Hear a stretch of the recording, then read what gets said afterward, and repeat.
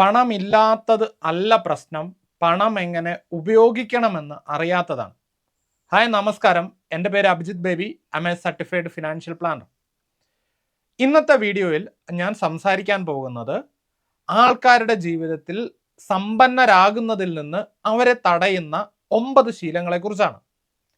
ഈ 9 ശീലങ്ങൾ കഴിഞ്ഞ കുറേ നാളുകളായിട്ട് എൻ്റെ അടുത്ത് വന്നിരുന്ന ക്ലയൻസിലും പൊതുവെ സമൂഹത്തിലും നമുക്ക് കാണാൻ കഴിയുന്ന കാര്യങ്ങളാണ്. ഒന്നാമത്തെ കാര്യം, പേയിങ് യുവർ സെൽഫ് ലാസ്റ്റ് എന്ന് പറഞ്ഞാൽ നമുക്ക് സാലറി ഇൻകം ഉണ്ടാകാം, അല്ലെങ്കിൽ ബിസിനസ്സിൽ നിന്നുള്ള പ്രോഫിറ്റ് ഉണ്ടാകാം, അല്ലെങ്കിൽ നമുക്ക് ഡിവിഡൻഡ് ഇൻകം ഉണ്ടാകാം, അല്ല അതർ സോഴ്സ് ഓഫ് ഇൻകം ഉണ്ടാകാം. ഈ ഇൻകം എടുത്തിട്ട് നമ്മൾ ആദ്യം ചെയ്യുക നമ്മുടെ ചെലവുകളെ നമ്മൾ അങ്ങ് ചെയ്തു തീർക്കുക എന്നുള്ളതാണ്. ഇപ്പൊ ഉദാഹരണത്തിന് നമുക്ക് പലതരത്തിലുള്ള ചെലവുകൾ ഉണ്ടാകാം.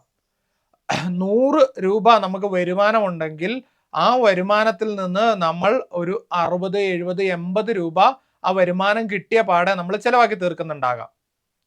Paying yourself last means ഈ ചെലവുകൾക്ക് ശേഷം മാത്രമാണ് നമ്മൾ സേവ് ചെയ്യുന്നതിനെ കുറിച്ചും ഇൻവെസ്റ്റ് ചെയ്യുന്നതിനെ കുറിച്ചും ആലോചിക്കുന്നുള്ളൂ.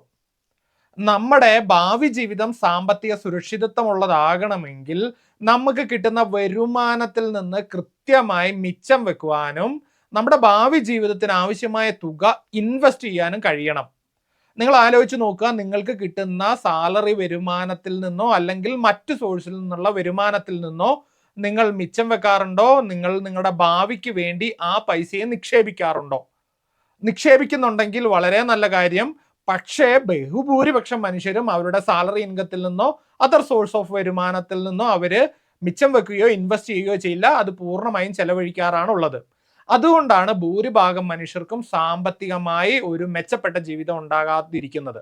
നിങ്ങളുടെ സാമ്പത്തിക ശീലങ്ങളിൽ ഇതുണ്ടോ എന്ന് നിങ്ങൾ ചെക്ക് ചെയ്യുക. രണ്ടാമത്തെ കാര്യം, നമ്മൾക്ക് ഉയർന്ന നിരക്കിലുള്ള ക്രെഡിറ്റ് കാർഡുകൾ പോലെയുള്ള പലിശ കൊടുക്കേണ്ടി വരുന്ന കടബാധ്യതകൾ ഉണ്ടാകുക എന്നുള്ളതാണ്. മിക്ക സമയത്തും നമ്മുടെ ജീവിത ചെലവ് കൊണ്ട് നമുക്ക് വരുമാനം കൊണ്ട് തികയാതെ വരാറുണ്ട്. ഉയർന്ന രീതിയിൽ ജീവിത ചെലവ് ചെയ്യുന്ന ആൾക്കാരെ സംബന്ധിച്ച് അവർക്ക് പൈസ കിട്ടുന്നത് മതിയാകാതെ വരാറുണ്ട്. അങ്ങനെ വരുന്ന സാഹചര്യങ്ങൾ നമ്മൾ എന്ത് ചെയ്യും? ഉയർന്ന നിരക്കിനുള്ള ഈസി ആയിട്ട് അവൈലബിൾ ആയ ക്രെഡിറ്റ് കാർഡുകൾ, ഓൺലൈൻ മണി ലെൻഡിങ് ഇൻസ്റ്റിറ്റ്യൂട്ടുകളിൽ നിന്നുള്ള ലോണുകൾ, ഇതൊക്കെ ഭൂരിഭാഗവും ഏകദേശം 20% തൊട്ട് 50% വരെയൊക്കെ ആനുവൽ ഇൻട്രസ്റ്റ് റേറ്റ് ചാർജ് ചെയ്യുന്ന ലോണുകളാണ്. ഇങ്ങനെയുള്ള ലോണുകൾ നമ്മൾ അധികമായി ഡിപ്പെൻഡ് ചെയ്ത് കഴിഞ്ഞാൽ നമ്മൾക്ക് പലിശ ഇനത്തിൽ ഒരുപാട് പൈസ നമ്മുടെ വരുമാനത്തിൽ നിന്ന് നമുക്ക് മാറ്റിവെക്കേണ്ടതായിട്ട് വരുന്നുണ്ട്. ഇപ്പം നാട്ടിലൊക്കെ ചിലരൊക്കെ എന്ത് ചെയ്യാറുണ്ട് എന്ന് ചോദിച്ചു കഴിഞ്ഞാൽ, മിക്ക ബിസിനസ്സുകാരും 2% പലിശയ്ക്കും 3% പലിശയ്ക്കൊക്കെ വ്യക്തികളിൽ നിന്നും ആൾക്കാരിൽ നിന്നും സ്ഥാപനങ്ങളിൽ നിന്നൊക്കെ കുറഞ്ഞ കാലത്തേക്ക് എന്നുള്ള രീതിയിൽ വായ്പ എടുക്കാറുണ്ട്. ഇത് കാലക്രമേണ പലിശ മാത്രം അടച്ചു കൊടുക്കുകയും ബാധ്യത അതേപടി അവിടെ നിൽക്കുകയും ചെയ്യാറുണ്ട്. അങ്ങനെ വരുമ്പോൾ ഈ വ്യക്തി ഭാവിയിൽ കടബാധ്യതയിലേക്ക് വരാറുണ്ട്. ഇങ്ങനെ കടബാധ്യതയിൽ വന്ന് പ്രയാസപ്പെടുന്ന ഒരുപാട് മനുഷ്യർ എൻ്റെ അടുത്ത് വന്നിട്ടുണ്ട്. അങ്ങനെയുള്ള കാര്യങ്ങളും ഞാൻ കണ്ടിട്ടുണ്ട്. അപ്പോൾ ഉയർന്ന നിരക്കിനുള്ള കടബാധ്യതകൾ എടുത്തു വെക്കാതിരിക്കുക, അല്ലെങ്കിൽ എടുത്തു വെക്കുന്നുണ്ടെങ്കിൽ അത് കൃത്യമായി അതിനെ മാനേജ് ചെയ്യുക. ഒരിക്കലും നമ്മുടെ ഇൻകത്തേക്കാൾ കൂടുതൽ പലിശ കൊടുക്കേണ്ടി വരുന്ന ഒരു സാഹചര്യം ഉണ്ടാകാതിരിക്കാൻ പ്രത്യേകം ശ്രദ്ധിക്കുക. മൂന്നാമത്തെ കാര്യം, നമ്മൾക്ക് ഒരു എമർജൻസി ഫണ്ട് ഒരിക്കലും ക്രിയേറ്റ് ചെയ്ത് വെക്കില്ല. ഇപ്പൊ ഉദാഹരണം ചോദിച്ചു കഴിഞ്ഞാൽ, നിന്റെ ബാങ്ക് അക്കൗണ്ടിൽ എത്രയുണ്ടടാ ബാലൻസ് എന്ന് ചോദിച്ചാൽ പറയാം, അത് ഒരു 1 രൂപ, 2 രൂപ, 50 പൈസ അല്ലെ. വളരെ ചുരുങ്ങിയ ഒരു തുക മാത്രമാണ് മിക്ക ബഹുഭൂരിപക്ഷം മനുഷ്യരുടെയും ബാങ്ക് അക്കൗണ്ടിൽ കാണാൻ കഴിയുക. ഇങ്ങനെ വന്നു കഴിഞ്ഞാൽ എന്ത് പറ്റും? പെട്ടെന്ന് ഒരു എമർജൻസി സിറ്റുവേഷൻ വന്നു, ഒരു ഹോസ്പിറ്റൽ എക്സ്പെൻസോ അല്ലെങ്കിൽ വണ്ടി ബ്രേക്ക് ഡൗൺ ആവുകയോ അല്ലെങ്കിൽ അപ്രതീക്ഷിതമായ എന്തെങ്കിലും ഒരു ഇവന്റ് സംഭവിക്കുകയും നമ്മുടെ കയ്യിൽ നിന്ന് പൈസ പെട്ടെന്ന് വേണ്ടി വരികയും ചെയ്തു കഴിഞ്ഞാൽ നമ്മുടെ കയ്യിൽ ഒന്നും ഉണ്ടാകുന്നില്ല. ഈ സമയത്ത് നമ്മൾ ഉയർന്ന നിരക്കിനുള്ള ലോണുകളായ ക്രെഡിറ്റ് കാർഡുകൾ, പേഴ്സണൽ ലോണുകൾ, ഓൺലൈൻ ലെൻഡിങ്, ഇങ്ങനെയുള്ള സോഴ്സുകളെ നമ്മൾ ആശ്രയിക്കേണ്ടി വരും. അങ്ങനെ ആശ്രയിക്കേണ്ടി വരുമ്പോൾ നമ്മുടെ പണത്തിന്റെ ഒരു ഭൂരിഭാഗവും നമ്മൾ ചെലവിനത്തിലെ പലിശ ഇനത്തിൽ കൊടുക്കേണ്ടി വരും. അപ്പോൾ ഇത് നമ്മൾ സമ്പന്നരാകുന്നതിൽ നിന്നും അല്ലെങ്കിൽ നമ്മുടെ ദാരിദ്ര്യത്തിലേക്ക് നമ്മളെ തള്ളുന്ന ഒരു ശീലമാണ്. 3 ശീലങ്ങളാണ് നമ്മൾ ഇതുവരെ പറഞ്ഞത്. ഇനി 4ാമത്തെ ശീലം എന്ന് പറയുന്നത്, നമ്മൾ സേവ് ചെയ്യുന്നതിൽ മാത്രം ശ്രദ്ധീകരിക്കുക. ബഹുഭൂരിപക്ഷം മനുഷ്യരും എന്ത് ചെയ്യാറില്ല? സേവ് ചെയ്യാറില്ല. ഇനി വേറൊരു കൂട്ടരുണ്ട്, കുറച്ച് പൈസയൊക്കെ അവർ സേവ് ചെയ്ത് വെക്കും. ഉദാഹരണത്തിന് അവര് ബാങ്കിൽ കുറച്ച് പൈസ സേവ് ചെയ്ത് വെക്കും, കുടുംബശ്രീയിൽ സേവ് ചെയ്ത് വെക്കും, അല്ലെങ്കിൽ അതർ ഇൻസ്ട്രുമെന്റ് ആയിട്ടുള്ള അവർ സേഫ് ആൻഡ് സെക്യൂർ എന്ന് കരുതുന്ന FD ഇടും, RD ഇടും, ഇങ്ങനെയുള്ള ഇൻവെസ്റ്റ്മെന്റുകൾ ചെയ്തു വെക്കും. ഇതിന്റെ ഒരു പ്രശ്നം എന്താണെന്ന് ചോദിച്ചു കഴിഞ്ഞാൽ ഇത് ഒരിക്കലും നമുക്ക് വെൽത്ത് ആയിട്ട് മാറുന്നില്ല. ഇൻഫ്ലേഷനെ ബീറ്റ് ചെയ്യാത്ത ഒരു ഇൻവെസ്റ്റ്മെന്റ് ഉപകരണത്തിൽ നമ്മൾ ഇൻവെസ്റ്റ്മെന്റ് ചെയ്തത് കൊണ്ട് നമുക്ക് വെൽത്ത് ക്രിയേറ്റ് ചെയ്യാൻ കഴിയില്ല. അപ്പൊ ചോദിക്കുക, എന്താണ് ഇൻഫ്ലേഷൻ? നമ്മുടെ ഓരോ വർഷം കഴിയുമ്പോഴും നമ്മുടെ ജീവിത ചെലവുകൾ കൂടുന്നുണ്ട്. ചെറുപ്പത്തിൽ നമുക്കൊക്കെ, എൻ്റെയൊക്കെ ചെറുപ്പത്തിൽ 2 രൂപയ്ക്ക് കിട്ടുന്ന ചായക്ക് ഇന്ന് നമ്മൾ 12 രൂപ കൊടുക്കണം. ഈ 12 രൂപ കൊടുക്കുമ്പോഴത്തേക്ക് അതിന്റെ 6 മടങ്ങ് ഒരു 10-20 വർഷം കൊണ്ട് വർദ്ധിച്ചിട്ടുണ്ട്. ഇത് ഓരോ വർഷം കഴിയും തോറും നമ്മുടെ ജീവിത ചെലവുകൾ കൂടി വരും. ഈ കൂടി വരുന്നതിനനുസരിച്ച് നമ്മുടെ വരുമാനം കൂടണമെന്ന് നിർബന്ധമില്ല.